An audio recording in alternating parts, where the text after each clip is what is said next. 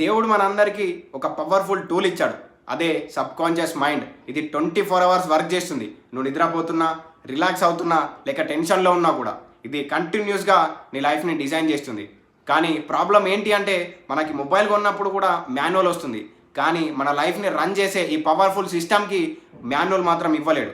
అందుకే చాలామంది annoyingly negative థాట్స్తో, ఫియర్తో, past మెమోరీస్తో వాళ్ళే లైఫ్ని డ్యామేజ్ చేసుకుంటున్నారు. మీరు ఒక్కసారి ఆలోచించండి, నీ సబ్కాన్షియస్లో ఏం ఫీడ్ చేస్తున్నావు అని. డౌటా, ఫియరా, లేక బిలీవా? బికాస్ సబ్కాన్షియస్కి ఒక్కటే లాంగ్వేజ్ అర్థమవుతుంది, రిపిటేషన్ ప్లస్ ఎమోషన్. మీరు డైలీ నాకు రాదు, నాకు అవ్వదు, నా లైఫ్లో కష్టాలే అని ఇలాంటి రిలేటెడ్ మాటలు రిపీట్ చేస్తే అది నిజమని యాక్సెప్ట్ చేసి అదే రియాలిటీ క్రియేట్ చేస్తుంది. బట్ మీరు సేమ్ సిస్టమ్ని రివర్స్లో యూజ్ చేస్తే, daily affirmations, deep visualization use చేసి నాకు పాసిబుల్, నాకు వస్తుంది, నేను చేంజ్ అవుతున్నా అని స్ట్రాంగ్ ఎమోషన్తో రిపీట్ చేస్తే స్లోగా, సైలెంట్గా మీ సబ్కాన్షియస్ మైండ్ రీప్రోగ్రామ్ అవుతుంది. మీ యాక్షన్స్ చేంజ్ అవుతాయి, మీ రిజల్ట్స్ ఆటోమేటిక్గా చేంజ్ అవుతాయి. ఇది మ్యాజిక్ కాదు, ఇది సైన్స్.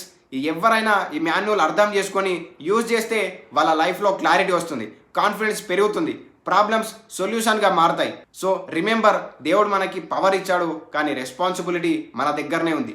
మాన్యువల్ లేకపోయినా ఇప్పుడు నువ్వే నేర్చుకోవాలి, ప్రాక్టీస్ చేయాలి. ఎందుకంటే నువ్వు నీ సబ్కాన్షియస్ని కంట్రోల్ చేస్తే నీ లైఫ్ ఆటోమేటిక్గా కంట్రోల్ ఉంటుంది.